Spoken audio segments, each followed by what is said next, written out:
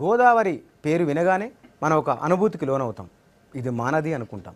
గోదావరి పేరు వినగానే మనకు బాసర గుర్తొస్తుంది, భద్రాచలం గుర్తొస్తుంది, కాళేశ్వరం గుర్తొస్తుంది. గోదావరి జీవనది, ఇది వేదనది.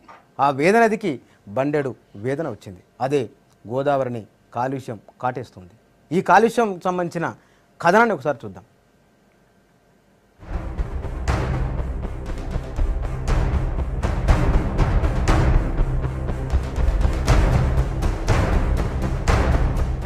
ఇదిగో పాయలుగా పారుతున్నది గోదావరి. నాసికా త్రయంబకంలో పుట్టిన గోదావరి తెలంగాణలో ఒళ్ళు విరుచుకుని పారుతుంది. వేల ఊళ్లకు నీటిని అందిస్తోంది. ఆదిలాబాద్ నుంచి కాళేశ్వరం వరకు తెలంగాణకు గోదావరే జీవనాధారం. మన ప్రాణాలను నిలబెడుతున్న నది మాత్రం ఇప్పుడు పరిశ్రమల నుంచి వచ్చే విషంతో నిండిపోతోంది.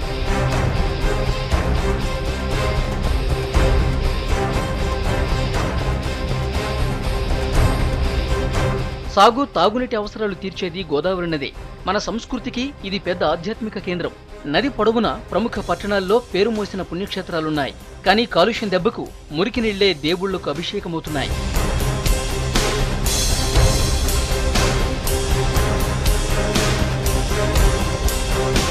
నది పొడవున దగ్గరలోని పట్టణాలు, నగరాల మురికినీటిని, కంపెనీల రసాయనాలను నేరుగా కలిపేస్తున్నారు.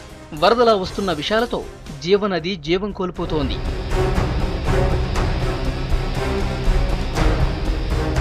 అసలే గోదావరిలో నీటి ప్రవాహం తగ్గుతోంది. ఉపనదుల నుంచి ప్రవాహం పడిపోయింది. వస్తున్న నీటిని కూడా మనమే కలుషితం చేసేస్తున్నాం. మంచిర్యాల వద్ద ఉన్న సిరిమ్యాక్స్ పరిశ్రమ వ్యర్థాలను నదిలో కలిపేస్తున్నారు. ఆదిలాబాద్, చెన్నూరు, లక్సిట్టిపేట, కాళేశ్వరం, బాసర లాంటి ప్రాంతాల్లో మురికి నీరు నదిలోకే వదులుతున్నారు. ఈ జీవనది రేపొద్దున అజీవనదిగా మారే ప్రమాదం కనబడుతున్న పరిస్థితుల్లో ఇప్పటికైనా ఈ యొక్క నదీ జలాలను కాపాడుకోవడానికి మన అనేక రకాల చట్టాలు చేసిన ఈ ప్రభుత్వాలు ఆ చట్టాలని మొత్తం కూడా తొంగలో తొక్కి పారిశ్రామికవేత్తలకి తొత్తులుగా మారి ఈరోజు నదిని మరి ఎండగట్టే పరిస్థితి జరుగుతూ ఉంది. కాబట్టి ఇప్పటికైనా అధికారులు, పాలక వర్గాలు, మరి ప్రజాప్రతినిధులు ఈ యొక్క గోదావరమ్మ తల్లిని కాపాడుకోవడం కోసం ప్రయత్నాలు కొనసాగించాలి. ప్రఖ్యాత పుణ్యక్షేత్రం భద్రాచలం వద్ద ఉన్న రామునికి మురికి బాధ తప్పటం లేదు. పుణ్యక్షేత్రం దగ్గరున్న ఐటీసీ పరిశ్రమ నుంచి కలుషిత వ్యర్థాలను నదిలోకి వదిలేస్తున్నారు. చుట్టుపక్కల గ్రామాల జనం తాగునీటికి ఇదే ఆధారం. కలుషితమైన ఈ నీటినే వాళ్లు తాగాల్సి వస్తోంది. ఇవాళ ప్రధానంగా భద్రాచలం చూసుకుంటే భద్రాచలం పేపర్ బోర్డు కానీ, అదేవిధంగా దీనికి ముందున్నటువంటి కేటీపీఎస్ కానీ, వెనకున్నటువంటి అశాపురం, ఈ వాడినటువంటి నీళ్ళన్నింటినీ కూడా గోదావరి జలాల్లో కలుషితం కావడం వల్ల ఆ నీరంతా కూడా ఎవాపరేషన్ అయ్యి ఆవిరయ్యే పరిస్థితి కనపడతా ఉంది. అదేవిధంగా ఈ నీళ్లు తాగటం వల్ల కూడా అనేక రోగాలు వచ్చే పరిస్థితి కనపడతా ఉంది. అత్యంత ప్రమాదకరమైనటువంటి రసాయనాలతో ఉన్నటువంటి వాటర్ అన్నింటినీ కూడా ఈ జీవనదిలో కలపటం వల్ల మొత్తం కూడా ఈ గోదావరి నది అంతా కూడా పొల్యూషన్ పాలవుతా ఉంది. రోజు రోజుకి ఈ యొక్క గోదావరి నది ఇంకిపోతా ఉంది. ఈ యొక్క గోదావరి నదిని రక్షించుకోవాల్సినటువంటి బాధ్యత ప్రజల మీద, అదేవిధంగా ప్రభుత్వం మీద, మనందరి మీద ఉంది. గంగా నది తరహాలోనే గోదావరిని కాలుష్యం నుంచి కాపాడాలని కేంద్రం 1991లోనే 34 కోట్లతో గోదావరి కాలుష్య నివారణ పథకాన్ని మొదలుపెట్టింది. గోదావరి తీరంలోని మంచిర్యాల, రామగుండం ప్రాంతాల్లో మొదలైన ఈ పథకం పనులు ఆరోగ్య, పంచాయతీ, పురపాలక శాఖల మధ్య సమన్వయ లోపంతో మూలనపడ్డాయి. నదిలో కాలుష్యం ఎప్పట్లాగే కలిసిపోతోంది. దీనిపై సీరియస్గా దృష్టి పెట్టకపోతే అటు వ్యవసాయానికి, ఇటు తాగునీటికి ప్రమాదం తప్పదని పర్యావరణవేత్తలు హెచ్చరిస్తున్నారు. అది గోదావరి నది వేదన. వాస్తవానికి అది నది వేదన కాదు, అది మన వేదన. ఇవాళ నది బాధపడుతుంది, అంతకంటే 10 ఇంతలు 100 ఇంతలు జనం బాధపడాల్సి ఉంటుంది. దీనిపైన మరింత లోతుగా మాట్లాడదాం. ఈ చర్చలో పాల్గొనేందుకు మర్రి చెన్నారెడ్డి మానవ వనరుల అధ్యయన కేంద్రం ప్రొఫెసర్ ప్రసన్న కుమార్ గారు, భూగోళ శాస్త్రవేత్త బాలకిషన్ గారు ఢిల్లీ నుంచి మనకు లైవ్లోకి వస్తున్నారు. కేంద్ర జల మంత్రిత్వ శాఖ అడ్వైజర్ వెదిరే శ్రీరామ్ గారు. ముగ్గురికి గుడ్ ఈవినింగ్ సార్.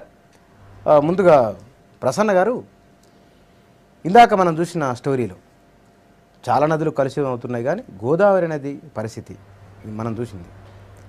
ఇమీడియట్గా ప్రజలపైన ఉండే ప్రభావం దేని వలన ఎక్కువ ఉంటుంది? గోదావరి నది ఎన్ఆర్సిడిలో ఉంది, నేషనల్ రివర్ కన్జర్వేషన్ ప్రోగ్రాంలో.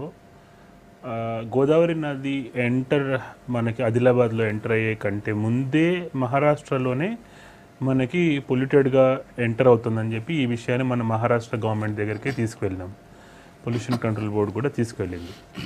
అయితే అది కాకుండా గోదావరి నది తెలంగాణలో మొదలైనప్పటి నుంచి సముద్రంలో అంతర్వేదిలో చేరేంత వరకు ప్రతి చోట కూడా నగర వ్యర్థాలు, పారిశ్రామిక వ్యర్థాలు కూడా కొంతవరకు ట్రీట్ అయినవి దీంట్లో చేరుతున్నాయి. కంప్లీట్గా శుభ్రం కావట్లేదు, కానీ కొంతవరకు ట్రీట్ చేసి. అయితే ఈ ట్రీట్మెంట్ చేయడానికి 2 కార్పొరేషన్, రామగుండం కార్పొరేషను, మంచిర్యాల వాళ్ళకి government of India, MOEF, ministry of environment and forest climate change వాళ్ళు డబ్బు రిలీజ్ చేస్తూ వస్తున్నారు. అయితే ఆ ట్రీట్మెంట్ అనుకున్న స్థాయిలో లేదు ట్రీట్మెంట్. ఆ విషయాన్ని కూడా ఆ 2 మున్సిపాలిటీస్కి ఎప్పటికప్పుడు చెప్పడం జరుగుతుంది. అయితే ఫస్ట్ ఆఫ్ ఆల్ ట్రీట్మెంట్ చేయాలి అనేది పూర్తి స్థాయిలో దాన్ని మానిటర్ చేస్తున్నారు. దీనికి ప్రజలు ఆరోగ్యం మీద ఎఫెక్ట్ చూపిస్తుంది అనే అంత ధ్యాస ఉన్నట్టు అనిపించదు ఈ 2 మున్సిపాలిటీలకు కూడా. ఆ తర్వాత గోదావరి నది మీద మనకి సిరిపూర్ దగ్గర, ఇంకా తర్వాత వరంగల్ దగ్గర, ఏటూరు నాగారం దగ్గర, భద్రాచలంలో కూడా పేపర్ మిల్స్ ఉన్నాయి. ఈ పేపర్ మిల్స్ ఎఫ్లూయెంట్స్, అట్లాగే ఒక డిస్టిలరీ ఉంది. ఆ డిస్టిలరీ ఎఫ్లూయెంట్ కూడా, ఇవన్నీ కూడా గోదావరి నదిలోకి పోతాయి. అయితే పట్టణాల్లో మురుగునీరు ట్రీట్ చేసిన తర్వాత దాన్ని నదిలో వదిలే బదులు పట్టణంలో ఉండే అవసరాలకి వాడుకుంటే నదిని కాపాడుకోవచ్చు. అట్లనే ఇండస్ట్రీస్లో వచ్చే, పేపర్ మిల్స్లోంచి వచ్చే వేస్ట్ వాటర్ కూడా, పేపర్ మిల్ వాళ్ళు అందరూ కూడా వాళ్ళ క్యాప్టివ్ ప్లాంటేషన్స్ చెట్టు పెంచుకుంటున్నారు కాబట్టి ఆ చెట్లకి ఆ వాటర్ని డైవర్ట్ చేసుకున్నా కూడా ఈ సమస్య ఉండదు. ఇప్పుడు ఉండే గృహ వ్యర్థాలు చేరడంతో, లేకపోతే ఈ పరిశ్రమల వ్యర్థాలు చేరడంతో దాంట్లో బయాలజికల్ ఆర్గనిజమ్స్, ఫీకల్ మ్యాటర్ ఇవన్నీ చేరి ఫైనల్గా దాంట్లో చాలా పెద్ద ఎత్తున మనకి ఈ గుర్రపు డెక్క లాంటివి, ఆకులు, ఇట్లాంటి రకరకాల చెట్లు మొలవడం జరుగుతుంది. ఒకటి దేని వల్ల నేను అనేది ఏంటంటే, గోదావరి నదిలోకి వస్తున్న పారిశ్రామిక వ్యర్థాలు ఉన్నాయండి. ఇండ్ల నుంచి వెళ్ళే నీళ్లు, డ్రైనేజీ నీళ్ళు ఒక భాగం అయితే, పరిశ్రమల నుంచి వ్యర్థాలు ఈ 2 ఉన్నాయి. వీటిలో దేని వలన ఎక్కువ ప్రమాదం? 2 ఈక్వల్లీ ప్రమాదమే. పరిశ్రమల వ్యర్థాలు ఈక్వల్లీ ప్రమాదమే, గృహ వ్యర్థాలు ఈక్వల్. ఎందుకంటే పరిశ్రమల నుంచి వచ్చే లోడ్, మనం లోడ్ వైజ్ చూసుకుంటే గృహ వ్యర్థాల లోడ్ ఎక్కువ ఉంటుంది, బట్ కాన్సన్ట్రేషన్ వైజ్ తీసుకుంటే పరిశ్రమల కాన్సన్ట్రేషన్ ఎక్కువ ఉంటుంది. కానీ ట్రీట్మెంట్ మెథడ్ తీసుకుంటే వాళ్ళకి పొల్యూషన్ కంట్రోల్ బోర్డు ఇచ్చిన స్టాండర్డ్స్ మేరకు చాలా వరకు వాళ్ళు ట్రీట్మెంట్ చేస్తున్నామని వాళ్ళు చెప్తారు. మున్సిపాలిటీ వాళ్ళు కూడా మేము చాలా వరకు ట్రీట్మెంట్ చేస్తున్నాం అంటున్నారు. కానీ 100% మనకి ట్రీట్మెంట్ స్టాండర్డ్స్కి రావట్లేదు. ఇంకోటి, గోదావరి నదిలో ప్రవాహం ఆ ప్రాంతాల్లో సరిగా అంత ఎక్కువ ప్రవాహం లేనప్పుడు ఇవి కాన్సన్ట్రేషన్ ఎక్కువగా అనిపిస్తాయి మనకి. ఆ ఎక్కువ కాన్సన్ట్రేషన్ కనిపించినప్పుడు దీంట్లో నైట్రేట్లు, ఫాస్ఫేట్స్ ఉంటున్నాయి. దీంట్లో నైట్రేట్స్, ఫాస్ఫేట్స్ ఉంటే కనుక మనిషికి ఆరోగ్యానికి హాని కలిగిస్తుంది, జీర్ణక్రియ మీద ఎఫెక్ట్ చూపిస్తుంది, పేగుల మీద ఎఫెక్ట్ చూపిస్తుంది, కాలేయం మీద ఎఫెక్ట్ చూపిస్తుంది. ఇవి మనకి కనిపిస్తున్నాయి, వీటి ఎఫెక్ట్ ఉంటుంది అన్నది కూడా తెలుస్తున్నది. బాలకిషన్ గారు, భూమి లోపల గోదావరి నది ఒకరోజు ఎంత కలుషితం అవుతుంది? ఇది కనుక ఒక 1 ఏడాది, 2 ఏళ్ళు, 3 ఏళ్ళు అయితే కనుక భూమి లోపల జరిగే ప్రమాదం ఏముంటుంది? మీరు అడిగిన ప్రశ్నకు దానికన్నా ముందు ఒకటి చెప్పాలంటే, భారతదేశంలో అత్యంత పవిత్రమైన నదిగా గంగా నదికి చాలా మొదటి స్థానం ఉంది. ఆ తర్వాత దేశంలోనే 2వ పెద్ద నది, పొడవైన నది గోదావరి నది. అలాగే భారతదేశంలో మరొక 2వ అత్యంత ప్రాముఖ్యమైన నదిగా గోదావరికి ఉంది. ఇంత పవిత్రంగా. మళ్ళా 2వ విషయం ఏంటంటే, భారతదేశంలో ప్రతి చోట కూడా, మన సౌత్ ఇండియాలో దీన్ని దక్షిణ గంగా అంటారు, అదే ఉత్తర గంగా, ఇదేమో దక్షిణ గంగా. అంతటి పవిత్రమైన నదిగా పాటిస్తుంటాం. అంత కీర్తించిన నది ఈరోజు మానవుల యొక్క నిర్లక్ష్యం వల్ల లేదా స్వార్థం వల్ల పూర్తిగా కలుషితం అవుతుంది. మీరు అడిగిన ప్రశ్నకు వస్తుంటే, కొన్ని ఏళ్లుగా ఈ పొల్యూషన్ అంటూ రకరకాల పొల్యూషన్ అంతా వచ్చి ఈ నదిలో చేరడం వల్ల కొంత భూమిలోకి ఇంకుతుంది. ఖచ్చితంగా ఇంకడం వల్ల చుట్టుపక్కల గ్రామాల్లో ఉన్న మంచినీళ్ళ కోసం వేసే బోర్లు కూడా ఈ పొల్యూషన్ యొక్క ఎఫెక్ట్ వల్ల ఆ ప్రజలకు అనారోగ్యానికి పాలవుతుంటారు. తాత్కాలికంగా తెలియదు వాళ్ళకు. చూస్తుంటే ఏదో మామూలుగా కొంత కలర్ మారింది, బహుశా వర్షం పడింది కదా, గోదావరి నీళ్ళు రంగు మారింది కాబట్టి మనకు వస్తుంది అనుకుంటారు. కానీ పొల్యూషన్ యొక్క ఇంపాక్ట్ వల్ల వాళ్ళకి తెలియదు. Over a period of time ఆ నీళ్ళు తాగడం వల్ల వాళ్ళకు ఒక రకమైన లుకేమియా వస్తుంది, లంగ్ క్యాన్సర్ వస్తుంది, స్కిన్ ఎలర్జీస్ వస్తుంటాయి, తర్వాత లివర్ క్యాన్సర్ కూడా. ఈ రకమైన క్యాన్సర్లు ఇవి చాలా ప్రమాదకరమైన పరిస్థితుల్లో వస్తుంది. మన దగ్గర దౌర్భాగ్యం ఏంటంటే, భారతదేశంలో ఏ నది పట్ల కూడా ఎవరికి, మానవాళికి ఎవరికి కూడా తగినంత ఇంపార్టెన్స్ ఇవ్వరు. మీరు వేరే దేశాలు ఎక్కడ చూడండి, మనం ఈ రోజుల్లో గుళ్ళో ఒక తీర్థం ఎంత పవిత్రంగా తీసుకుంటారో అక్కడ ఉన్న వాటర్ బాడీస్ని అంత పవిత్రంగా చూస్తారు. ఏ మాత్రం కలుషితం కానివ్వరు, ఎవరు కూడా నీళ్ళలో దిగనివ్వరు. మన దగ్గర పశువులతో సహా మనుషులతో సహా బట్టలు ఉతకడం అక్కడే, అన్ని రకాల అంతే అవే ఇది చేస్తున్నాం కాబట్టి ఈ రోజు ఈ దౌర్భాగ్యమైన పరిస్థితికి వచ్చింది. ఇప్పుడు గోదావరి నదిలో కలుస్తున్న ఈ మురికి నీరు ఏదైతే ఉందండి, నది లోపలికి ఒకసారి ప్రవహించిన తర్వాత ఎన్ని మీటర్ల లోపలికి వెళుతుంది, ఎంత దూరం దీని ప్రభావం ఉంటుంది భూమిలో? నదిలో ఈ మురికి నీళ్లు ప్రవహించినంత దూరము దీని యొక్క ఎఫెక్ట్ ఉంటుంది. ఎంత లోతు అనేది అక్కడున్న సాయిల్ సాంద్రత, అక్కడున్న మట్టి యొక్క లక్షణం బట్టి ఉంటుంది. రాళ్లతో పాటు కొంత సులువుగా పోరస్గా ఉండుంటే కొన్ని వందల మీటర్లు కూడా పోయే అవకాశం ఉంటుంది. లేదా ఆ భూమి కాస్త గట్టిగా మురం లాంటి స్థలంతో ఉండి ఉంటే, కానీ మన గంగా, ఈ దక్షిణ గంగ ఏదైతే మనం గోదావరి అంటున్నామో, ఈ ప్రవహించే ప్రాంతం అంతా చాలా వరకు మెత్తగా ఉండడం వల్ల, ఇసుక ఉండడం వల్ల చాలా వరకు మట్టిలోకి, భూమిలోకి చాలా మీటర్ల లోతుకు పోయే అవకాశం ఉంది. చాలా తొందరగా దిగుతుంది. అంతేకాకుండా చుట్టుపక్కల నదికి రెండు వైపులా ఉండే ప్రాంతాల్లో గట్టుపట్ల అక్కడ చిన్న చిన్న గ్రామాల్లో ఉంటాయి, వాళ్ళకి తెలియదు. అగ్రికల్చర్ కోసం అవి నీళ్ళు వాడతారు, తాగడానికి కోసం అవి నీళ్ళు వాడతారు. కాబట్టి వాళ్ళకు చాలా ఎఫెక్టివ్గా జరగబోతుంది. అవే తాగుతారు పాపం. ఇప్పటికి కూడా చాలా మందికి రక్షిత మంచినీటి సౌకర్యం లేదు చాలా గ్రామాల్లో, చాలా తాండాల్లో. అక్కడ ఇదే ఆధారపడి ఉంటున్నారు. సార్ శ్రీరామ్ గారు చెప్పండి. గోదావరి నది మనకు తెలంగాణ ప్రాంతానికి ప్రధానంగా అది జీవమిస్తున్న నది. దేవుళ్ళలో కూడా దీని పొల్యూషన్ హింస తప్పడం లేదు. భద్రాచలం దగ్గర ఉన్న ఒక పేపర్ మిల్లు వ్యర్థాలు మొత్తం అవి శ్రీరాముని పాదాల దగ్గరనే పడుతున్నట్లుంది. వీటిపైన మీరు ఏం చర్యలు తీసుకుంటారు? ముఖ్యంగా ఈ నదుల విషయానికి వస్తే ఇది రాష్ట్ర ప్రభుత్వం లోకల్ బాడీస్ పరిధిలోకి వస్తుంది. పొల్యూషన్ నదులలోకి రాకుండా చూడాల్సిన బాధ్యత ఏ నదిలోనైనా కానీ ఆ రాష్ట్ర ప్రభుత్వానికి అక్కడున్న లోకల్ బాడీస్ చేతుల్లో ఉంటుంది నార్మల్లీ. అయితే సెంట్రల్ గవర్నమెంట్ ఈ విషయాన్ని చాలా సీరియస్గా తీసుకుంటా ఉంది. ముఖ్యంగా గంగా నది మీద గంగా రీజువినేషన్ అనే ఒక కొత్త మినిస్ట్రీని కూడా క్రియేట్ చేయడం జరిగింది ఈ కేంద్ర ప్రభుత్వం. ఈ గంగా నది మీద ఏ విధంగానైతే చర్యలు తీసుకోబోతున్నామో అదే విధానం దేశంలో అన్ని నదులకు కూడా చేయాలనేది కేంద్ర ప్రభుత్వ యోచన. దక్షిణ గంగగా పిలువబడే గోదావరి ఎన్నో పుణ్యక్షేత్రాలకు నిలయము. బాసర సరస్వతీ దేవి గారు అయితేనేమి, లేకపోతే భద్రాచలం రాముల వారు అయితేనేమి, నాసిక్ పుణ్యక్షేత్రం, ఈ విధంగా ఎన్నో ఉన్నాయి. మెయిన్గా ఇందాక వారు చెప్తున్నట్టు ఈ సువేజ్ ట్రీట్మెంట్ ఏదైతే మెయిన్గా లోకల్ బాడీస్, మున్సిపాలిటీస్ ఏవైతే చేయాలో, దాదాపుగా గోదావరిలో 80 నుంచి 80% పొల్యూషను ఈ సువేజ్ వల్లనే వస్తూ ఉంది. ఒక 15 నుంచి 20% ఇండస్ట్రియల్ పొల్యూషన్ వల్ల వస్తూ ఉంది. సో ఈ రెండింటి విషయంలో కూడా చాలా కఠినమైన చర్యలు తీసుకోవాల్సిన అవసరం రాష్ట్ర ప్రభుత్వాలకు ఉంది, కేంద్ర ప్రభుత్వానికి కూడా ఉంది. మేము గంగా మీద ఏం చేస్తున్నామంటే, ఈ central pollution control board ministry of environment ఫారెస్ట్లోకి వస్తుంది. అదేవిధంగా Ganga rejuvenation ministry of water రిసోర్స్కి వస్తుంది. 6 నెలలు నోటీస్ ఇచ్చి మొత్తము ఈటీపీలు, ఎఫ్లూయెంట్ ట్రీట్మెంట్ ప్లాంట్స్ కనుక ఇండస్ట్రీస్ పెట్టకపోతే ఆఫ్టర్ 6 months మేము షట్ డౌన్ నోటీస్ ఇవ్వడం జరిగింది. దాదాపు 680 ఇండస్ట్రీస్కు ఈ విధంగా చేయడం జరిగింది. నోటీస్ ఇచ్చినాం ఆల్రెడీ. సిమిలర్ మెకానిజం గోదావరి మీద కూడా చేయాలనేది రాష్ట్ర ప్రభుత్వాన్ని కోరుతాము. కేంద్ర ప్రభుత్వం నుంచి కూడా ఆ విధంగా చర్యలు తీసుకునేందుకు ప్రయత్నిస్తాం. ఓకే అండి. గోదావరి నది, అది ఇండస్ట్రీస్ విషయానికి వస్తే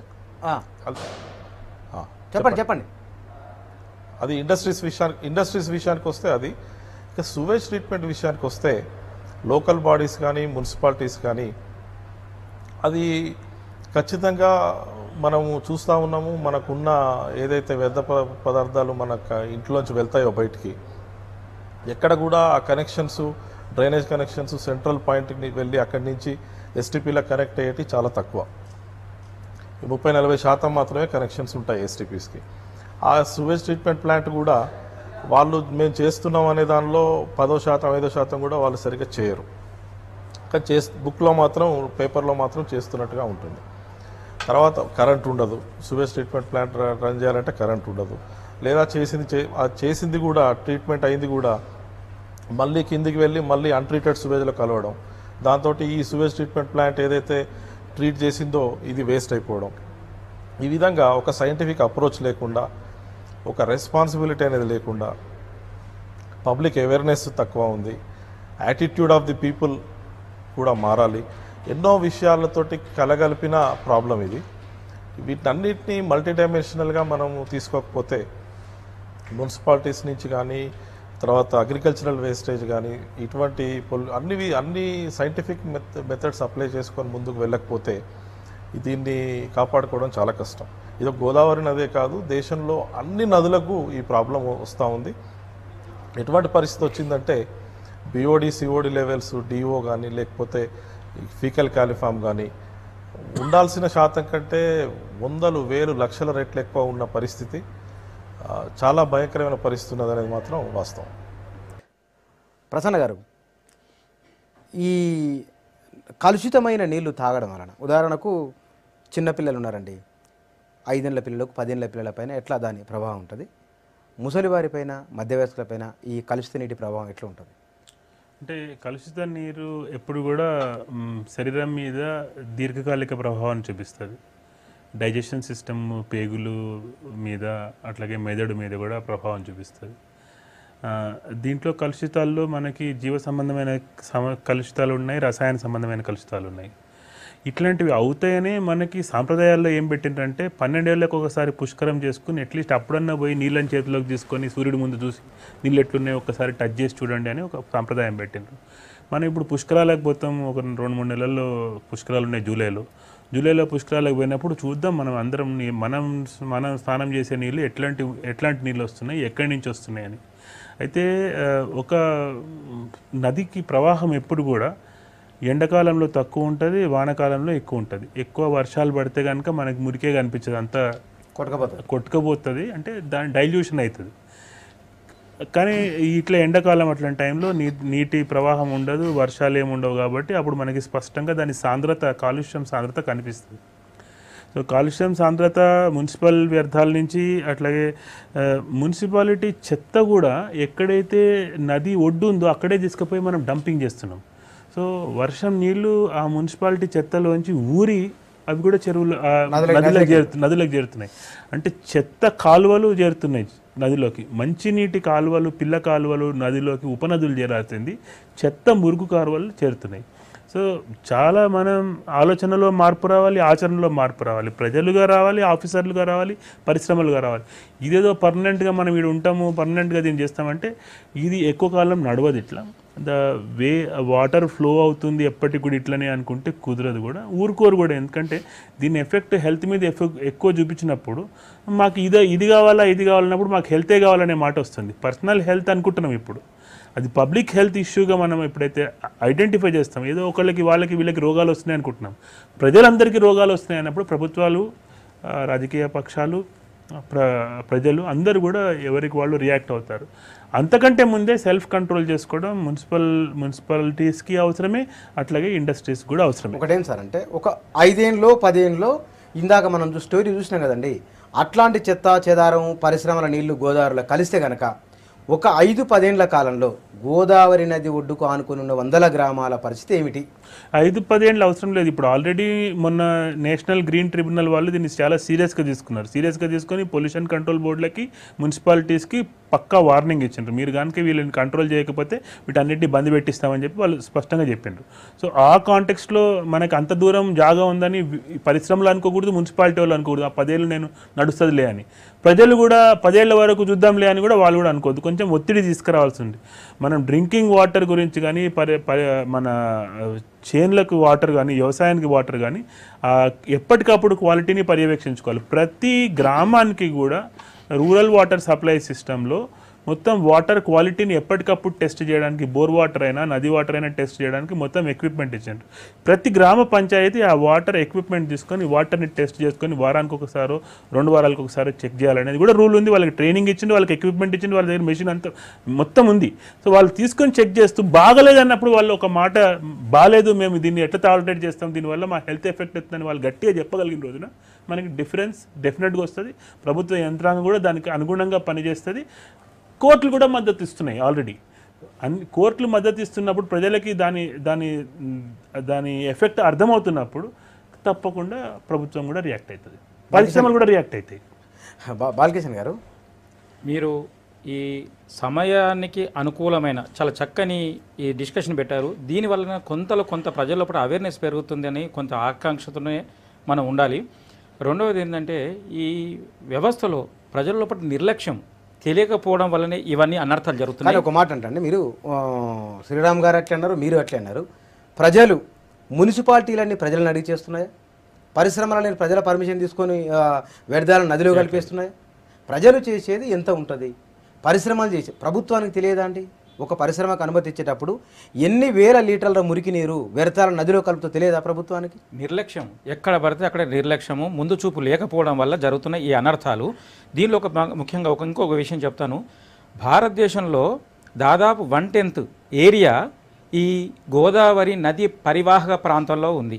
1/10 అంటే 3,13,000 స్క్వేర్ కిలోమీటర్ల ఏరియా కేవలం గోదావరి నది 3,13,000 కిలోమీటర్లు స్క్వేర్ కిలోమీటర్ల ఏరియా ఈ నది పరివాహక ప్రాంతంలో ఉంది. ఎంత పెద్దదో ఆలోచించండి. ఈ ఏరియాని మీరు కాస్త ఎగ్జాంపుల్గా తీసుకుంటే ఒక ఇంగ్లాండు, ఒక ఐర్లాండు 2 దేశాలను కలిపితే వచ్చే ఏరియాతో సమానం.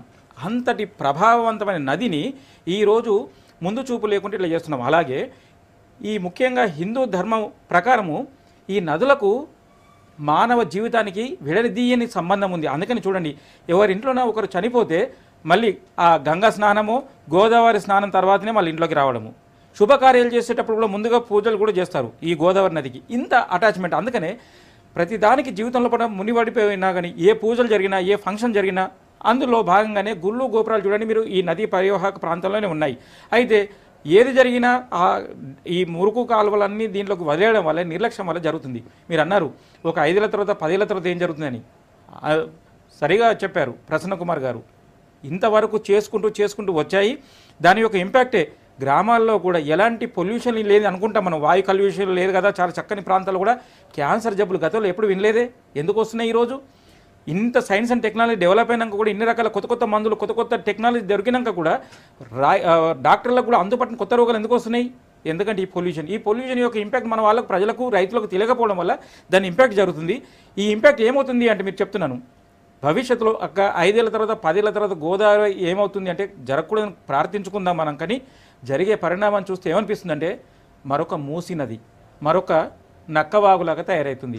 ఈరోజు భారతదేశంలో అత్యంత పొల్యూటెడ్ నదులు ఏమైనా ఉన్నాయి అంటే, అవుట్లెట్స్ ఉన్నాయి అంటే, ఒకటేమో మూసీ నది, రెండోదేమో నక్కవాగు. ఇంకో విషయం ఇక్కడ మంచి సంబంధమైన విషయం ఏంటంటే, ఈ నక్కవాగు అనేది ఏదైతుందో పటాన్చెరు ప్రాంతంలో 72 ఇండస్ట్రియల్ యూనిట్స్ ఉన్నాయి. అక్కడ పొల్యూషన్ క్రియేట్ చేస్తున్నాయి. అది ఎవరు చెప్పింది కదా, పొల్యూషన్ కంట్రోల్ బోర్డే స్పష్టంగా చెప్పింది. దాంట్లో వదులుతున్న ఈ పొల్యూషన్ అంతా ఈ నక్కవాగులో వదిలేస్తున్నారు. Untreated pollution. ఇది పోయి మంజీరా నదిలో కలుస్తుంది. మంజీరా నది చాలా major tributary to Godavari river. దీనివల్లనే ఈ ఇంపాక్ట్ జరుగుతుంది. ఇది గతంలో లేదు. నది మొత్తం పొల్యూట్ అవుతుంది. 2 దేశాలు అంటే 2 దేశాల ప్రాంతం ఇవాళ మన దగ్గర అత్యంత ప్రమాదమైన పరిస్థితిలో ఉన్నది. ఖచ్చితంగా. సార్ శ్రీరామ్ గారు, నదిని కలుషితం చేస్తే కఠిన చర్యలని మీరు అన్నారు. ఏం చర్యలు తీసుకుంటారు? కఠిన చర్యలు మన తెలంగాణ ప్రాంతంలో ప్రవేశిస్తున్న గోదావరి నది మొత్తం ఆ ఒడ్డుపోంటున్న పరిశ్రమలు కానీ ఇతరత్ర వ్యర్థాలు కలుస్తున్నాయి కదా, వీరి విషయంలో కేంద్ర ప్రభుత్వ పరంగా మీరు తీసుకున్న కఠిన చర్యలు ఏమిటి? నెంబర్ 1 జీరో లిక్విడ్ డిశ్చార్జ్ అండి. ఏ ఇండస్ట్రీ నుంచి కూడా జీరో డిశ్చార్జ్ అనేది అది కంపల్సరీ మనం అచీవ్ చేయాల్సి ఉంటుంది. దానికి చాలా స్ట్రిక్ట్గా కఠినంగా వ్యవహరించాల్సిన అవసరం ఉంది. అందుకే ఇది రాష్ట్ర ప్రభుత్వాలకు చెందిన సమస్య అయినా కానీ ఇది ఎక్కడో దగ్గర మొదలు పెట్టాలనే ఒక సంకల్పంతో ఇది గంగానది మీద మొదలుపెట్టినాము. గంగానది మీద నేను మీకు చెప్పినట్టు జస్ట్ 1 month బ్యాక్ 2 months బ్యాకే మొత్తము హైలీ పొల్యూటింగ్ ఇండస్ట్రీస్ 680, 690 లెక్క తేలింది. వాటన్నిటికి కూడా 6 months నోటీస్ ఇచ్చినాం మేము. 6 months లోపల మీరు ఈటీపీలు కనుక పెట్టుకొని మీరు ఇమ్మీడియట్గా జీరో లిక్విడ్ డిశ్చార్జ్ వరకు మీకు తీసుకొని రాకపోతే మీ ఇండస్ట్రీని షట్ డౌన్ చేస్తామని చెప్పినాము. అయితే అది మేము చెప్పినంత ఈజీ కాదు. ఎందుకంటే ఇది ఇండస్ట్రీస్ కానీ లేకపోతే ఈ పొల్యూషన్ కంట్రోల్ కానీ స్టేట్ సబ్జెక్ట్. ఇది స్టేట్ గవర్నమెంట్ స్టేక్ హోల్డర్స్ ఉంటారు. స్టేట్ గవర్నమెంట్కు వాళ్ళకున్న ఇండస్ట్రియల్ పాలసీ లేకపోతే ఇండస్ట్రీస్ తోటి వాళ్ళకున్న సంబంధాలు రాజకీయ జోక్యాలు, ఆఫీసర్స్ నిర్లక్ష్యము, తర్వాత కరప్షను, పీపుల్స్ యాటిట్యూడు, లోకల్గా ఒక ఇండస్ట్రీ క్లోజ్ చేస్తామనంటే అక్కడ ఎంప్లాయ్మెంట్ పోతుంది, అక్కడ లేబర్ లీడర్స్ వస్తారు. సో ఈ రకరకాల ఈక్వేషన్స్, మల్టీ డైమెన్షనల్ ఇష్యూ ఇది. అప్పటికి కూడా ఇది ప్రజా జీవితాలతో ముడిపడి ఉన్నది కాబట్టి ఇది ఖచ్చితంగా ఈ యొక్క నో పాయింట్ ఆఫ్ రిటర్న్కి వచ్చింది కాబట్టి గంగా నదితో మేము మొదలు పెట్టినాము. ఈ ఏదైతే ఇండస్ట్రీస్కు కఠినంగా వ్యవహరించే పాలసీ ఉందో అన్ని నదులకు కూడా ఇది చేయాలి. ముఖ్యంగా గోదావరి నది ఇందాక వారు అన్నట్టు మూసీ నది, నకవా కాకుండా ఆ విధంగా తయారు కాకుండా చూసుకోవాల్సిన బాధ్యత అందరి మీద ఉంది.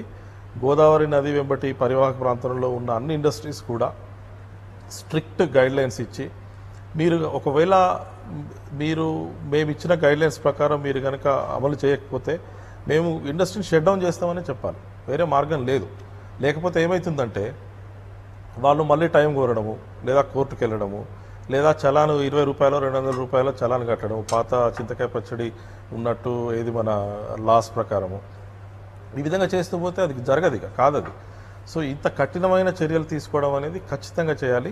గంగా మీద కూడా మాకు ఉత్తరప్రదేశ్ తోటి, బీహార్ తోటి, వెస్ట్ బెంగాల్, ఉత్తరాఖండ్, జార్ఖండ్ 5 రాష్ట్రాల్లో ఉంది.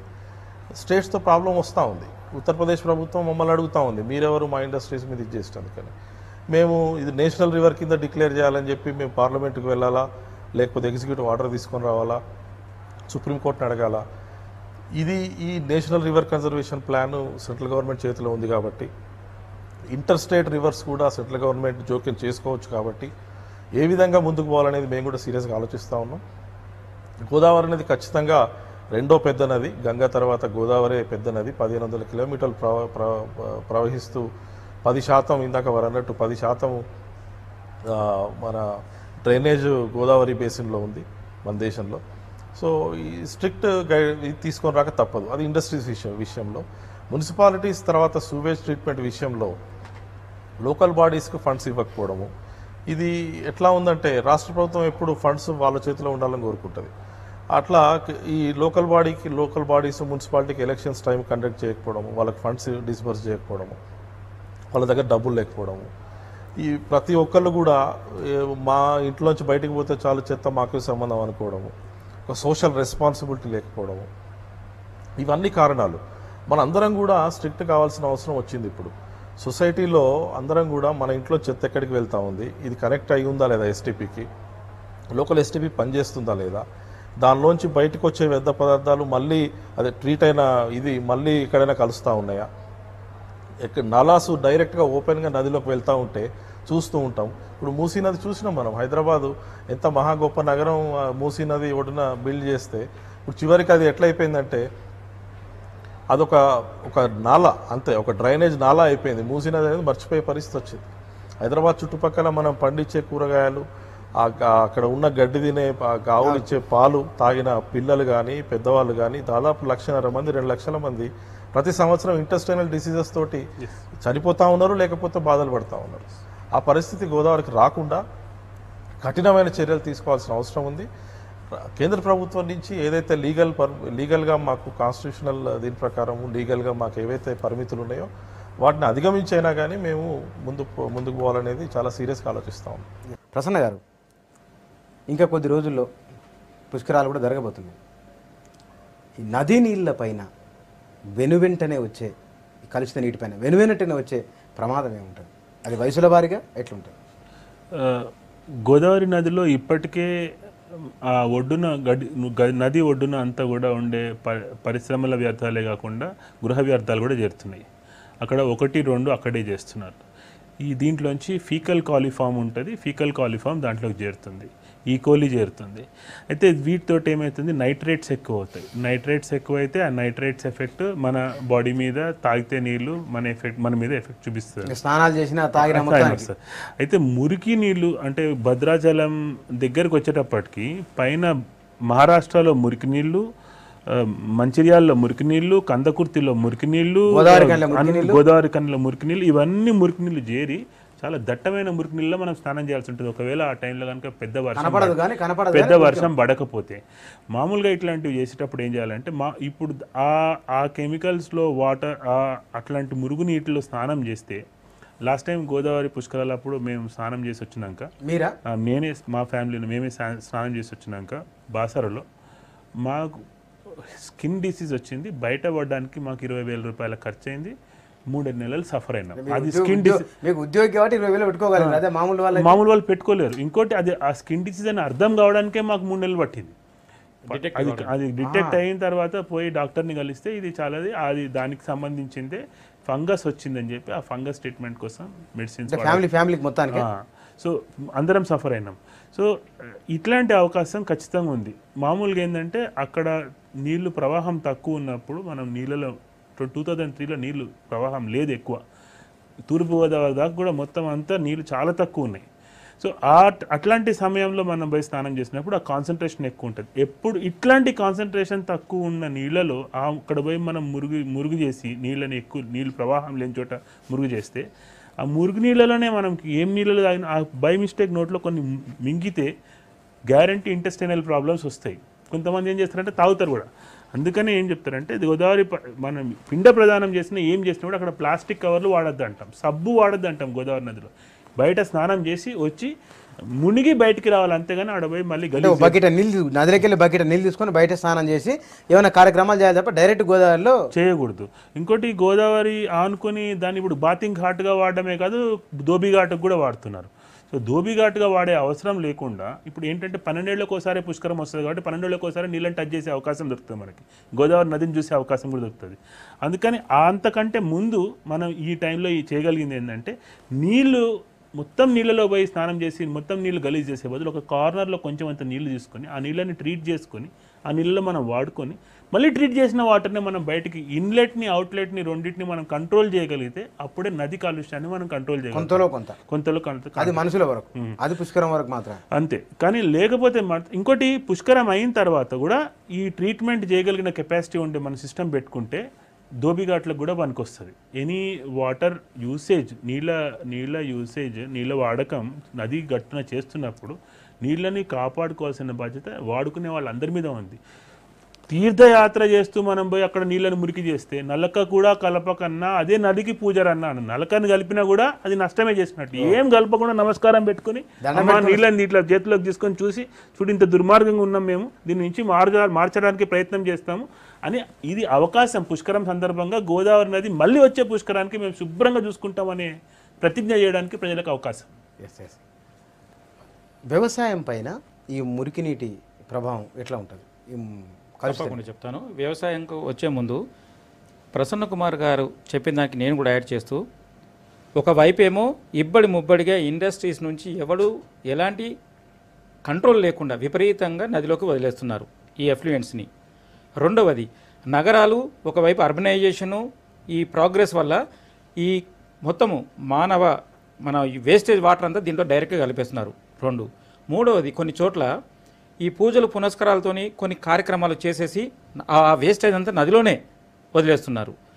ఇంకొకటి ఏమిటంటే కొంతమంది అది తక్కువ పర్సెంటేజ్ అయినప్పటికీ కుక్కను పెంచుకుంటారు, ఓ జంతువుని పెంచుకుంటారు ప్రేమగా ఇంట్లో. అది చనిపోయింది, దాన్ని పాతి పెట్టడం ఇష్టం ఉండదు, తగలేయడం ఇష్టం ఉండదు, తీసుకొచ్చి గుట్టు చప్పుడు కాకుండా నదిలో వదిలేస్తున్నారు. ఒక్కసారి ఆలోచించండి, దాని యొక్క ఆ జంతువు మురిగిపోయి ఎన్ని రకాల క్రిములకు ఇస్తుంది, ఎంత అవకాశం వస్తుంది. ఇదొకటి. కొంతమంది ఇంకా నార్త్ ఇండియాలో దారుణంగా ఉంటుంది, సగం కాలకముందే మానవ శవాలని కూడా నదిలోకి వదిలేస్తారు గంగలో. ఇక్కడ కూడా అంతలాకపోయినా కొంత వదిలేస్తున్నారు. ఇంకొకటి ఏంటంటే ఈ గోదావరి తీరంలో ఇసుకలో కొన్నిసార్లు ఈ శవాలని పాతి పెట్టడం కానీ లేదా జంతువుల కళేబరాలను పాతి పెట్టడం, ఎప్పుడైతే నీళ్ళ యొక్క లెవెల్ బాగా బయటకు వచ్చిందో అప్పుడు ఇవి కొట్టుకపోవడం ఇలాంటివి జరుగుతున్నాయి. దీనివల్ల జరిగేది ఏంటంటే ఆ లోపల ఉన్న చేపలు కూడా మొత్తం విషతుల్యం అయిపోయి అవి చచ్చిపోయి బయటికి తేలుతున్నాయి. ఒకసారి అగ్రికల్చర్ మీద ఎట్లుంటుంది? అగ్రికల్చర్ మీద విపరీతంగా ఒకవైపు భూమిలో నుంచి మనం బోరు వేసేస్తేనేమో పాయిజనస్ విషయమే బయటకు వస్తుంది, కాలకూట విషయం వస్తుంది. వాటిని మనం మొక్కలకు పెడుతున్నాము, మన పంటలకు పెడుతున్నాము. పైనుంచేమో మొత్తం దీనికి వాడుకుంటుంది కూడా ఈ విధంగా వాడుతున్నాం. మొత్తం భూమే మీకు విషతుల్యమైనప్పుడు మీకు వచ్చే పంట ఎలాంటిది వస్తుంది? విషమే వస్తుంది. ఇప్పుడు కేవలం ఎగ్జాంపుల్ చెప్పాలంటే కళ్ళ ముందున్న మంచి ఎగ్జాంపుల్ మూసీ నదిలో మీరు ఎలాంటి పంటలను పండించగలరా? ఏది పండించినా, కాయగూరలు పండించినా అది విషంతో పాటు వస్తుంది. అది తిన్న వాళ్ళకి ఆటోమేటిక్గా వస్తుంది. ఒకానొక దశలో ఇప్పుడు నల్లగొండ లోపల ఎట్లయితే ఫ్లోరోసిస్తో కొన్ని వందల గ్రామాలు ఫ్లోరోసిస్ బాధన పడి మనుషులు ఎట్లా దీంతో ఉన్నారో, రేపు ఈ విషాల కాలకూట విషంతో కూడా ఈ ప్రాంతం అంతా కూడా రకరకాల సమస్యలతోని, రుగ్మతలతోని ఎన్నో రకాల ప్రాబ్లంలు ఎదుర్కోవాల్సిన పరిస్థితి వచ్చింది. ఈ అగ్రికల్చర్తోని మనం ఏవైతే ఇలాంటి ఎఫెక్ట్ అయిన అగ్రికల్చర్ ప్రోడక్ట్స్ తింటామో ఖచ్చితంగా దాని యొక్క ఇంపాక్ట్ మన మానవ శరీరం మీద ఖచ్చితంగా ఉంటుంది. ఇది తప్పించుకోవడానికి అవకాశం లేదు. ఇప్పుడైనా సరే ప్రభుత్వాలే కాకుండా మనుషులు ఆ గ్రామాల్లో చుట్టుపక్కల ఉన్న వాళ్ళు కూడా యాక్టివ్ అయి ఉండి ఈ కంట్రోల్ చేస్తేనే కొంతలో కొంత మేలు జరుగుతుందని నా భావన. సార్ శ్రీరామ్ గారు, ఈ జల వనరులను రక్షించుకోవడం, నీటి వనరులను రక్షించుకోవడం రాష్ట్ర ప్రభుత్వాల పరిధిలో ఉందని అంటున్నారు మీరు. అయితే కేంద్రం రాష్ట్రం రెండూ కలిపి గోదావరి నది దీన్ని కాపాడుకోవడానికి ఏమన్నా మన దగ్గర ఒక ప్రత్యేకమైన కార్యక్రమం ఏమైనా చేసే ఆలోచన ఉందా మీకు?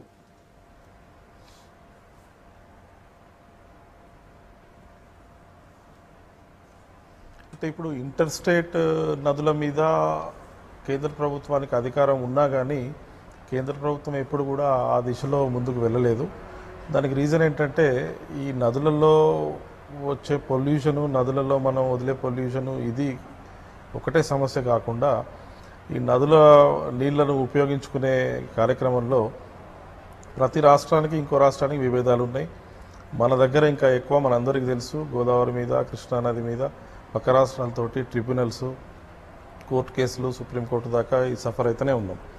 సో వీటన్నిట్లలో రాష్ట్ర ప్రభుత్వానికి ఉన్న అధికారాన్ని కానీ వాళ్ళకున్న రైట్స్ని కానీ సెంటర్ ఎప్పుడు ఎంక్రోచ్ కాలేదు. అది one of the main reasons. కానీ ఇప్పుడు నదులను పరిరక్షించుకోకపోతే అసలు ఆ నదే లేనప్పుడు, నదుల్లో నీళ్ళే లేనప్పుడు, వాటిని ఉపయోగించుకోలేనప్పుడు మీరు ఏ విధంగా ఏదున్నా ప్రయోజనం లేదు.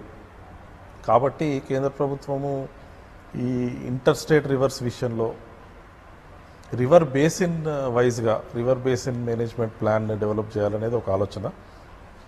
గోదావరి బేసిన్ ఉంది, గోదావరి బేసిన్ గురించి టోటల్గా ఒక కాంప్రహెన్సివ్ ప్లాన్ తయారు చేయడము, వివిధ రాష్ట్రాలలో భాగస్వామ్యాన్ని క్రియేట్ చేసి ముఖ్యంగా పొల్యూషన్ని ఎట్లా కంట్రోల్ చేయడము, నదుల్లో నీళ్లను ఉపయోగించుకోవడం అనేది అది రాష్ట్రాల మధ్యలో ఉన్న వ్యవహారం. అది పక్కన పెడితే ఈ సేవ్ చేయడం, ముందుగా నదులను సేవ్ చేయడం అనే ప్రక్రియలో భాగంగా ఈ రివర్ బేసిన్ మేనేజ్మెంట్ అనేది ఒకటి సీరియస్గా కేంద్ర ప్రభుత్వం ఆలోచిస్తూ ఉంది.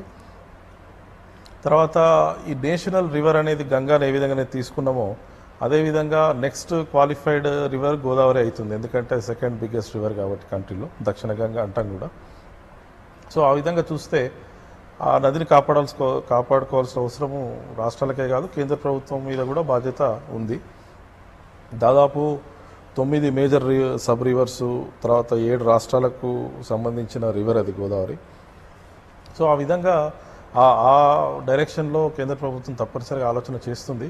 కాకపోతే ఇది అంత చెప్పినంత ఈజీగా కేంద్ర ప్రభుత్వము డైరెక్ట్గా జోక్యం చేసుకునేది అంత ఈజీ కాదు. దానికి రీజన్ ఏంటంటే